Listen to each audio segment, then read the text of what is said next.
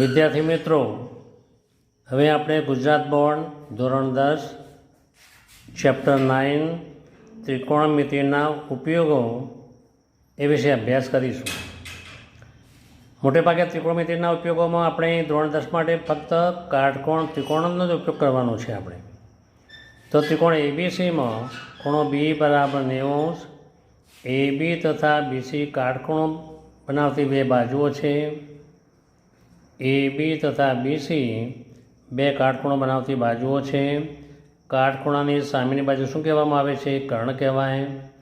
ધારો કે થીટા એ કોઈ માપનો ખૂણો, તો થીટાની પાસેની બાજુ બીસી થાય અને સામેની બાજુ એબી થાય. તો ખૂણો ત્રિકોણ એબીસીમાં ખૂણો બી બરાબર 90°, તેથી તેની સામેની બાજુ એસી બરાબર કર્ણ. ખૂણા એની સામેની બાજુ બીસી, ખૂણા એની પાસેની બાજુ એ બી અને એસી કર્ણ. તે જ પ્રમાણે ખૂણા સી માટે સામેની બાજુ એ બી અને પાસેની બાજુ બીસી અને એસી કાયમ માટે કર્ણ કહેવાય. હવે આપણે સિમ્પલ વિચારીએ કે મેની ગાળે 3 ફોર્મ્યુલાનો મોટાભાગે ઉપયોગ થશે. એક સાઇન થીટા બરાબર સામેની બાજુ ભાગ્યા કર્ણ. તો આગળ જોયું ખૂણા માટે, તો સામેની બાજુ કેટલી હતી? એ બી હતી છેદમાં કર્ણ. કોસ થીટા બરાબર પાસેની બાજુ છેદમાં કર્ણ, બીસી છેદમાં એસી. નંબર 3 ટેન થીટા બરાબર સામેની બાજુ ભાગ્યા પાસેની બાજુ. તો થીટાની સામેની બાજુ એ બી હતી છેદમાં પાસેની બાજુ બીસી હતી. એટલે મેઇન આ 3 વસ્તુનો જ મોટે ભાગે ઉપયોગ થશે. એ બીજા એક્સ્ટ્રા દાખલા આવતા હોય એ પ્રમાણે બીજા દાખલાનો ઉપયોગ કરી શકાય. હવે આપણે વિચારીએ કે ભાઈ આગળ તમારે ફક્ત ધોરણ 10 માટે ફક્ત કાટકોણ ત્રિકોણનો જ ઉપયોગ કરવાનો છે. જેટલા કાટકોણ ત્રિકોણ થાય એ માટે આપણે પ્રયત્ન કરવાનો. એ માટે આપણે ખૂણાનો ઉપયોગ કરી એ દાખલા ગણવાના હોય છે. વિચારીએ કે જમીન ઉપર કોઈ વ્યક્તિ ઊભો છે. આંખમાંથી નીકળતા પૃથ્વીને સમાંતર કિરણો, જમીને સમાંતર કિરણો રેખા એને સમક્ષિતિજ રેખા કહેવાય. ધારો કે આકાશમાં કોઈ પતંગ છે, તો આપણે પતંગને જોઈએ, પતંગ તે દ્રષ્ટિ રેખા કહેવાય. તો આ જમીન, માણસની ઊંચાઈ, તો આપણા માણસથી જુદા એટલું અંતર કહેવાય. તો અહીં પણ આ કાટખૂણો થઈ ગયો, આ પણ આ કાટખૂણો થઈ ગયો. તો આંખમાંથી નીકળતી વસ્તુની દેખતી કિરણ એ દ્રષ્ટિરેખા અથવા દ્રષ્ટિકિરણ કહેવામાં આવે છે. એ આપણે જોઈએ કે ભાઈ ઉત્તરાયણના સમયને આપણે આવે છે એટલા માટે વિચાર કરીએ આપણે કે ભાઈ ધાબા ઉપર એક વિદ્યાર્થી પતંગ ચગાવે છે. તો આકાશમાં પતંગ ઉપર જોવે છે. આંખમાંથી નીકળતી રેખા જે જમીનની સમાંતર છે એને સમક્ષિતિજ કહેવાય. તો સમક્ષિતિજની ઉપરની બાજુ દ્રષ્ટિરેખા જેટલા માપનો ખૂણો બનાવે એને ઉચ્છેદ કોણ કહેવામાં આવે છે. ઉચ્છેદ કોણ કહેવામાં આવે છે. અને સમક્ષિતિજ રેખા જમીન ઉપર પતંગનો પડેલો જોવે એટલે નીચે ખૂણો બનાવ્યો, ધારો કે બેટા ખૂણો બનાવ્યો, એને અવક્ષેદ કોણ કહેવામાં આવે છે. કયો કોણ કહેવામાં આવે છે? અવક્ષેદ કોણ કહેવામાં આવે છે. તો આપણે જોયું કે ભાઈ સમક્ષિતિજ રેખા કોને કહેવાય? તો જમીનને સમાંતર નિરીક્ષણ કરતાં માણસની અથવા વ્યક્તિની આંખમાંથી નીકળતા કિરણો એને કહેવાય સમક્ષિતિજ રેખા કહેવામાં આવે છે. કિરણોથી બનતી રેખા, બનતી કાલ્પનિક રેખા, કાલ્પનિક રેખા એને શું કહેવામાં આવે? સમક્ષિતિજ રેખા કહેવામાં આવે. હવે ઉચ્છેદ કોણ? તો સમક્ષિતિજ રેખા અને તેની ઉપરની બાજુ દ્રષ્ટિરેખા એટલે દ્રષ્ટિકિરણ વચ્ચેનો જે ખૂણો બને તેને શું કહેવામાં આવે? તો ઉચ્છેદ કોણ ઉપર મેં બતાવી દીધો. હવે અવક્ષેદ કોણ સમક્ષિતિજ રેખા અને તેની નીચેની બાજુ દ્રષ્ટિરેખા કિરણ વચ્ચે જે ખૂણો બને તેને કયો ખૂણો કહેવામાં આવે? તો અવક્ષેદ કોણ કહેવામાં આવે. તો બીજી આકૃતિમાં આપણે જોયું આલ્ફા એ ઉચ્છેદ કોણ છે અને બીટા એ અવક્ષેદ કોણ છે. અહીં મોટાભાગે આપણે આટલા ખૂણાનો ઉપયોગ કરવાનો વધુ આવશે કે sin 30 ની કિંમત cos 60 બરાબર થાય, એની કિંમત 1/2 sin 60 બરાબર cos 30 બરાબર √3/2, tan 45 બરાબર cot 45 બરાબર 1, tan 30 બરાબર cos 60 બરાબર 1/√3, tan 60 બરાબર cot 30 બરાબર √3. પછી આપણે અહીં યાદ રાખીએ √2 બરાબર 1.41 and √3 બરાબર 1.73. એ જનરલી આપણે જો આપેલું હોય તો જ ઉપયોગ કરવાનો, બાકી સિવાય ઉપયોગ કરવાનો હોતો નથી. આપ્યું હોય તો જ ઉપયોગ કરવો એ તે જરૂરી છે. જો ના આપે તો ઉપયોગ કરવાનો હોતો નથી. માટે આટલો આપણે યાદ રાખવું પડશે કે sin 30ની કિંમત બરાબર cos 60ની કિંમત બરાબર 1/2, sin 60 બરાબર cos 30 બરાબર √3/2, tan 45 બરાબર cot 45 બરાબર 1, tan 30 બરાબર cos 60 બરાબર 1/√3, tan 60 બરાબર cot 30 બરાબર √3. હવે વિદ્યાર્થી મિત્રો આપણે સ્વાધ્યાય ચાલુ કરીએ. સ્વાધ્યાય 9.1 દાખલા નંબર 1. સર્કસના તંબુમાં જમીન સાથે શિરોલંબ સ્થિતિમાં રહેલા થાંભલાની ટોચથી જમીન સાથે ખેંચીને બાંધેલા 20 મીટર લાંબા દોરડા પર એક કલાકાર ચડી રહ્યો છે. જો દોરડું જમીન સાથે 30ના માપનો ખૂણો બનાવે તો થાંભલાની ઊંચાઈ કેટલી? તો આપણે ઉકેલ જોઈએ. પહેલાં આકૃતિ જોઈએ. તો જમીન ઉપર ઉભેલો થાંભલો AB, BC જમીન, તો જમીન અને થાંભલા વચ્ચે કાટખૂણો હોય. અહીં દોરડું એ બાંધેલું છે, જે દોરડું જમીન સાથે 30ના માપનો ખૂણો બનાવે છે. ધારો કે થાંભલાની ઊંચાઈ H, જમીન અને દોરડાની લંબાઈ L બરાબર 20 મીટર. તો AB બરાબર H મીટર ઊંચો થાંભલો, જે સામાન્ય આપણે જાણીએ તેટલું આકૃતિનું વર્ણન કરવું જરૂરી. તો AB બરાબર H મીટર ઊંચો થાંભલો જમીન પર શિરોલંબ સ્થિતિમાં ઊભો છે. AC બરાબર L બરાબર 20 મીટર દોરડાની લંબાઈ. BC જમીન, ખૂણો ACB બરાબર 30°. હવે ત્રિકોણ ABCમાં ખૂણો B બરાબર 90° ને ખૂણો ACB બરાબર 30°. હવે sin 30 બરાબર સામેની બાજુ છેદમાં કર્ણ. sin 30ની કિંમત મેં કીધું આપણે યાદ કરવું પડશે 1/2. સામેની બાજુ કેટલી હતી? AB છેદમાં AC 1/2 બરાબર સામેની બાજુ ABને આપણે H ધાર્યું. AC બરાબર દોરડાની લંબાઈ 20 હતી, તેથી ચોકડી ગુણાકાર. H બરાબર 20 છેદમાં 2, 2 × 2, 2 દાન 20. H બરાબર 10 મીટર, તેથી થાંભલાની ઊંચાઈ 10 મીટર. પ્રશ્ન શું માગ્યો હતો? થાંભલાની ઊંચાઈ, તો 10 મીટર જવાબ. હવે દાખલા નંબર 2ની વાત કરીએ આપણે.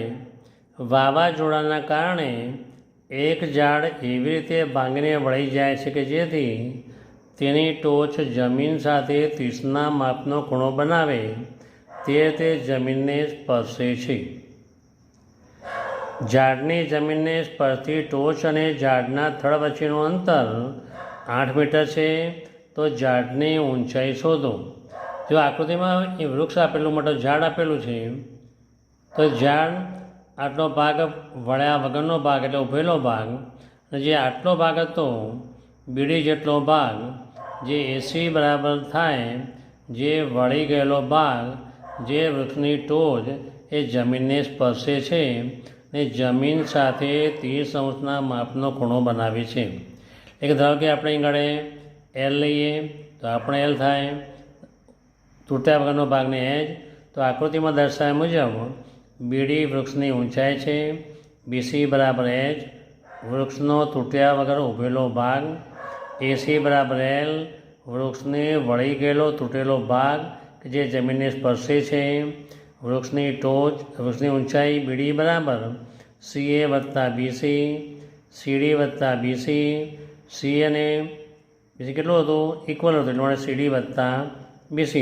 તેથી વૃક્ષની ઊંચાઈ કેટલી થઈ ગઈ? L + H metre. કેટલા મીટર થયું? L + H metre. ત્રિકોણ ABCમાં ખૂણો B બરાબર 90°. tan 30 બરાબર સામેની બાજુ ભાગ્યા પાછળની બાજુ. હવે આપણે જોઈએ કે ભાઈ આકૃતિમાં વિચારીએ આપણે કે ઝાડની ઊંચાઈ જો શોધવી હોય તો આપણે અહીં આગળ આ કર્ણ શોધવો પડે, કે જે આ કર્ણ ભાગ L લંબાઈ ને ઉભેલો ભાગ શોધવો પડે. આમ બેનો સરવાળો કરી દઈએ તો આપણે વૃક્ષની ઊંચાઈ મળી જાય. આપણે પહેલાં શું કરીશું, આપણે કે ભાઈ તૂટ્યા વગરના ભાગની ઊંચાઈ શોધીશું, પછી તૂટેલા ભાગની વળેલા ભાગની લંબાઈ શોધીશું, બેનો સરવાળો કરીશું એટલે વૃક્ષની ઊંચાઈ મળી જાય. હવે આપણે જોયું કે tan 30 બરાબર સામેની બાજુ છેદમાં પાછળની બાજુ 1/√3 tan/30ની કિંમત હતી બરાબર BC છેદમાં AB. પરંતુ BC માટે આપણે શું ધારેલું હતું, H હતું, AB માટે L હતું.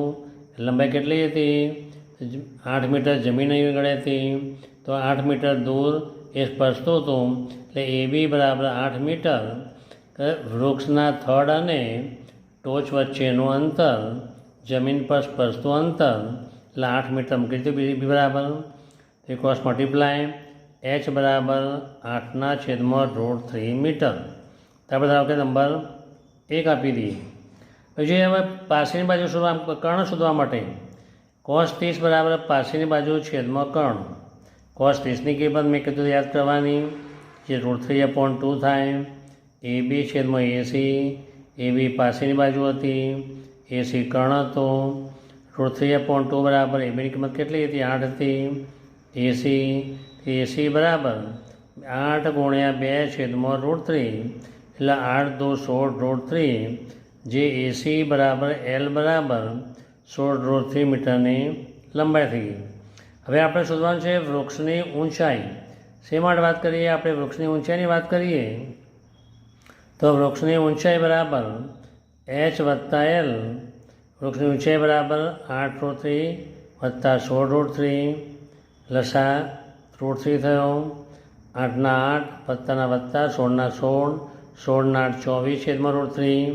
હવે છેદમાં √3 એટલે કરણી લીધી આપણે, √3 છેદમાં √3 લીધું. √3 × √3 કેટલું થાય, 3 થાય.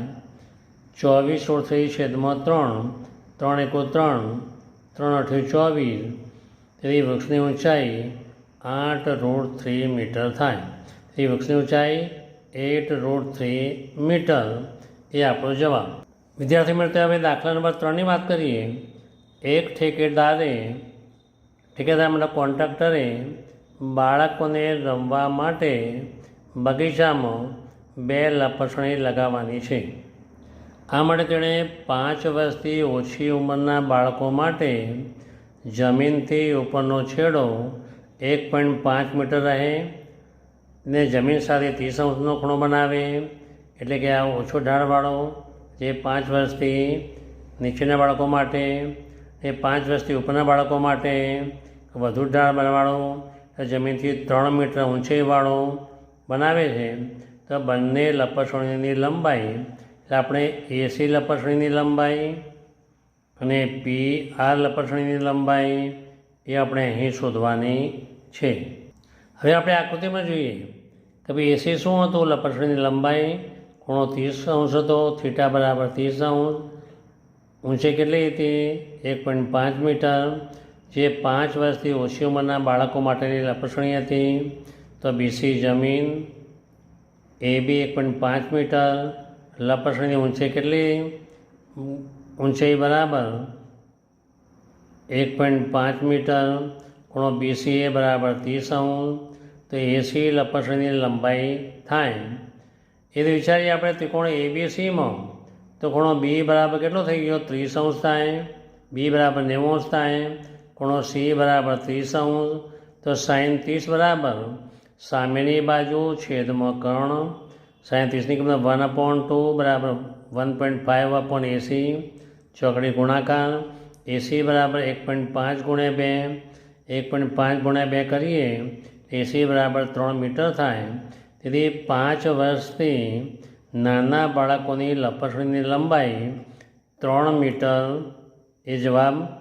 હવે મોટાની વાત કરીએ. એ આકૃતિ મોટી માટે જેમાં ઢાળ મોટો ઊંચો છે, ઢાળ વધુ છે.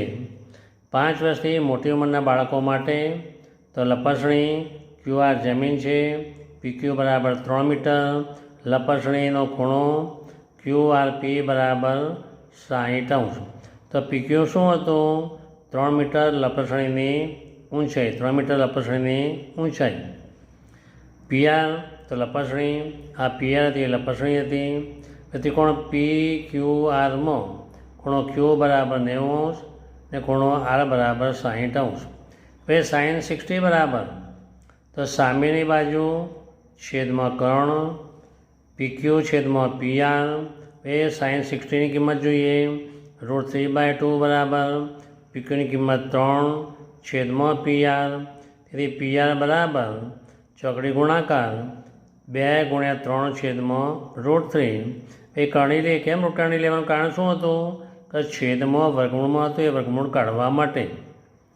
તો 3 × 2 × √3 √3 × √3 3 3 કેન્સલ થઈ ગયું. તો પીઆર બરાબર શું મળ્યું આપણને તો 2√3 મીટર. એ 5 વર્ષની મોટી ઉંમરના બાળકોની લંબચોરસની લંબાઈ પીઆર બરાબર 2√3 મીટર થાય. તો 5 વર્ષથી નાના બાળકોની લંબચોરસની લંબાઈ કેટલી મીટર 3 મીટર. 5 વર્ષથી મોટી ઉંમરના બાળકોની લંબચોરસની લંબાઈ પીઆર બરાબર 2√3 મીટર થાય. હવે આપણે પ્રશ્ન નંબર 4 લઈએ. ક્વેશ્ચન નંબર 4 દાખલા નંબર 4. ટાવરના પાયાથી 30 મીટર દૂર રહેલા જમીન પરના એક બિંદુથી ટાવરની ટોચના ઉચ્છેદકોણનું માપ 30° છે. તો ટાવરની ઊંચાઈ શોધો. જો ઉકેલ જોઈએ આપણે ત્રિકોણ પી ક્યુ આર. તો ટાવર ઉચ્છેદકોણ 30°નો થયો. આ જમીનથી અંતર કેટલું હતું 30 મીટર હતું. આપણે ટાવરની ઊંચાઈ ધારો કે h શોધવાની છે. તો આકૃતિમાં દર્શાવ્યા મુજબ ક્યુઆર બરાબર h મીટર ટાવરની ઊંચાઈ, પીક્યુ બરાબર 30 મીટર ટાવરના તળિયાથી જમીન પરના બિંદુનું અંતર, ખૂણો QPR બરાબર 30°, ત્રિકોણ PQRમાં ખૂણો Q બરાબર 90°. તેથી tan 30 સામેની બાજુ છેદમાં પાછળની બાજુ tan 30 બરાબર તો સામેની બાજુ કઈ હતી QR. QR આપણે શું થાય તો h. પાછળની બાજુ કેટલી હતી PQ. લંબાઈ કેટલી હતી 30 મીટર. તેથી tan 30 બરાબર કિંમત મૂકી દઈએ 1/√3 hના છેદમાં 30 ચોકડી ગુણાકાર કર્યો h બરાબર 30/√3. એ કરણી લઈએ જે અંશ અને છેદને એક જ સંખ્યા વડે ગુણ્યા એ છેદનું વર્ગમૂળ નીકળી જાય અને કરણી કહેવાય. તો 30√3 છેદમાં √3 × √3 3 3 × 3 3 10 30 h બરાબર tan√3. થી ટાવરની ઊંચાઈ h બરાબર tan√3 મીટર થાય. હવે દાખલા નંબર 5. એક પતંગ જમીનથી 60 મીટર ઊંચાઈ પર ઉડેલ રહેલ છે. આ પતંગની દોરીનો એક છેડો ક્ષણભર માટે જમીન પરના એક બિંદુ સાથે બાંધેલો છે. આ સ્થિતિમાં દોરીની જમીન સાથેનો ખૂણો 60° છે. તો દોરીમાંથી કોઈ ઢીલ નથી તેવું માની લેવામાં આવે તો દોરીની લંબાઈ કેટલી? તો શું હતો આ જમીન હતું, આ પતંગની ઊંચાઈ કેટલી હતી તો 60°. તે PQ બરાબર 60 મીટર. ઊંચાઈ કેટલી હતી 60 મીટર હતી. દોરીની લંબાઈ તો PR બરાબર દોરીની લંબાઈ લઈએ આપણે. દોરીની લંબાઈ L ધારીએ તો પણ ચાલી જાય. હવે PQ બરાબર 60 મીટર જમીનથી પતંગની ઊંચાઈ. QR જમીન ખૂણો QRP બરાબર 60° અને PR જે શોધવાનું છે આપણે દોરીની લંબાઈ. ત્રિકોણ PQRમાં ખૂણો Q બરાબર 90°. sin 60 બરાબર સામેની બાજુ છેદમાં કર્ણ તો PQ છેદમાં PR. sin 60માં √3/2 બરાબર 60/PR. તેથી હવે ચોકડી ગુણાકાર કરીએ તો PR બરાબર તો શું થાય તો 60 × 2 છેદમાં √3 ચોકડી ગુણાકાર 60 × 2 છેદમાં √3 √3/√3 કરણી લીધી. 60 × 2 × √3 √3 × √3 કેટલું થઈ ગયું 3 3 1 3 20 30 60 20 × 2 એટલે 40 √3. એ દોરીની લંબાઈ PR બરાબર 40 √3 મીટર. તો દોરીની લંબાઈ કેટલી થઈ ગઈ 40 √3 મીટર. તો વિદ્યાર્થી મિત્રો આપણે સ્વાધ્યાય 9ના 1 થી 5 દાખલા જોયા. આ પછીના વિડીયોમાં આપણે બીજા 5 દાખલા જોઈશું. તો વિડીયો પૂરેપૂરો જોજો કે જેથી આપણે ચેપ્ટર ઇઝી લાગશે. Thank you very much.